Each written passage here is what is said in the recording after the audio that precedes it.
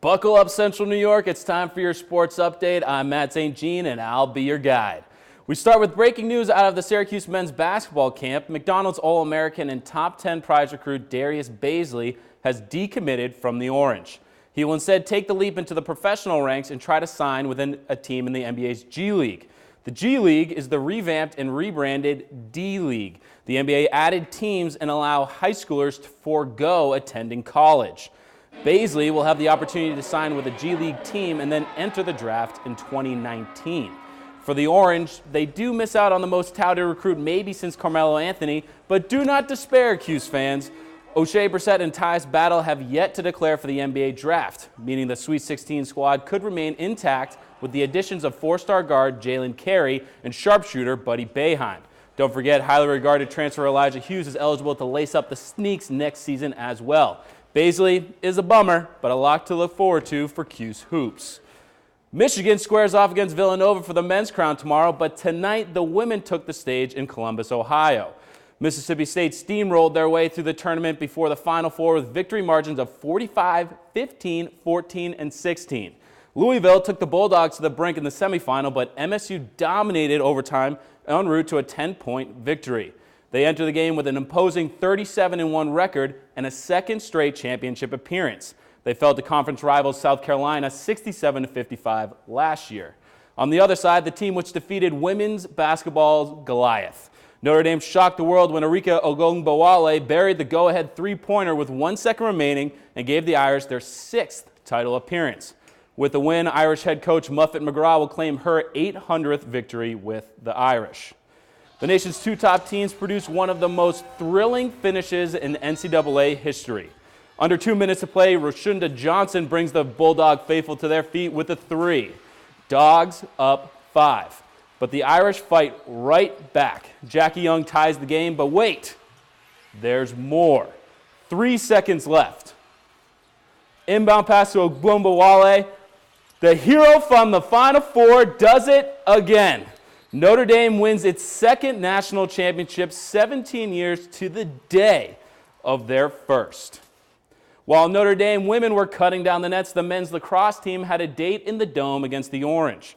Cuse Lax have been on an emotional roller coaster this season. Coach John Desko wanted to throw his inexperienced team into the fire, and they've responded with mixed results. After suffering a historically bad loss to the then third-ranked, now number 1 Albany Great Danes, they responded by winning a triple overtime thriller against number 9 Army and defeated the number 5 Wahoos in Charlottesville. But following those inspiring performances, they dropped 2 in a row against ranked foes, Johns Hopkins and Rutgers. Now the Cuse is back on the upswing after going down to Durham and stunning the third-ranked Blue Devils 15-14 last weekend. However, the tilt against the Irish has much more at stake than playing yet another top 10 team. With the win, Syracuse clinches at least a share of their ACC regular season title, and they will secure the program's 900th win. The Orange would become only the second program in Division I history to do so. The Orange used the extra little bit of motivation and got in control early. Pat Carlin drives to his right, pulls the old switcheroo, and rifles it home to put the Orange up 3 midway through the first. The Irish answered with 3 straight to knot the game up. Nearing halftime, Brandon Bomberry buries the feed from Nate Solomon to give the Cuse a 5-4 edge at the half. After halftime, Madonna did his best Gandalf impression, "You shall not pass." The senior from Liverpool notched 13 saves. No Lax highlight would be complete without a little razzle-dazzle freshman Tyler Dordovic with the one-handed rocket through the 5-hole. The Oregon native put the Orange up 8-5 in the fourth. Cuse shut the door to clinch at least a share of the ACC regular season title and the program's 900th win with a 10-6 victory. Madonna describes how it feels to deliver the milestone for the Cuse. Being from the area, I know he's from the area too, and Nate's family's from the area. I know it means a lot to all of us, kind of be able to be part of it, especially in such a great win for a team, coming back to the Dome after a couple of bad losses here. To be able to bounce back and get this 900th win, I think is pretty special. Syracuse joins Johns Hopkins as the only 2 Division I lacrosse programs with 900 wins. The Orange go for 901 this Tuesday in the Dome against longtime rival Hobart in the 33rd battle for the Krause-Simmons Trophy. Fun fact, Cuse midfielder Ryan Simmons is the great-grandson of legendary Lax coach Roy Simmons Sr., whose name is on the trophy. The game gets underway at 7 p.m. Tebow Mania is coming to Central New York. The Mets designated the Heisman Trophy winner to the AA Binghamton Rumble Ponies. Tebow, at 30 years of age, looks to bounce back after hitting a rancid 1 for 18 in spring training. The Tebow effect doesn't necessarily describe his prowess at the plate, but it does describe his impact on ticket sales and merchandise sales. Tebow suited up for 2 Mets affiliates last season, and both teams saw dramatic increases in both departments. Of course, if the trajectory stays true, Tebow could be trotting out to right field at NBT Bank Stadium for the Syracuse Chiefs in 2019. But hey, it ain't 2019.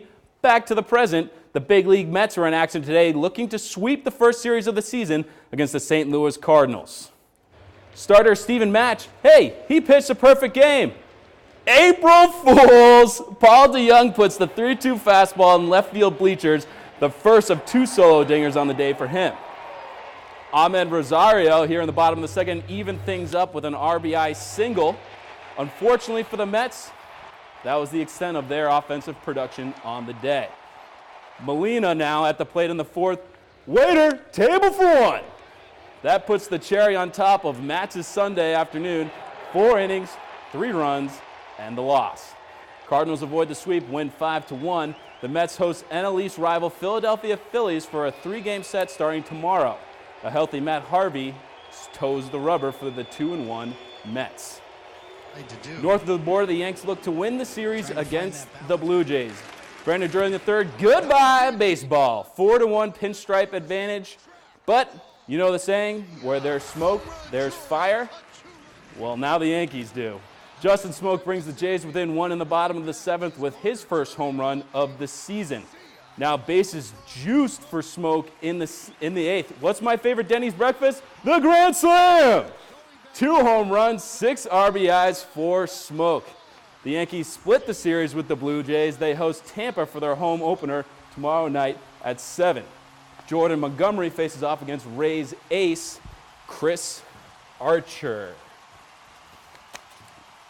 All right, Matt, let's stick with baseball. Early in the season, so predictions can be very, very skewed. Right. AL, NL, who do you think are the top teams right now? Well, if we stick with the Yankees, they have a lot of pressure on them with the signing of Giancarlo Stanton, pairing him up with Aaron Judge. That's a monstrous 1-2 power duo. But don't sleep on the Red Sox. They have a very good starting rotation. If David Price gets back to form, the AL East is going to go down to the wire. But, of course, the favorite out of the AL has got to be the Houston Astros. And the NL? NL, Mets are looking pretty good so far. If their pitchers Syndergaard and DeGrom can stay healthy, they're gonna battle with the Washington Nationals for supremacy in the NL East. But I think it's going to be with the Cubs. So they reloaded. They've got Yu Darvish now to ace that top of the rotation, as well as Jose Quintana coming over from the Chicago White Sox.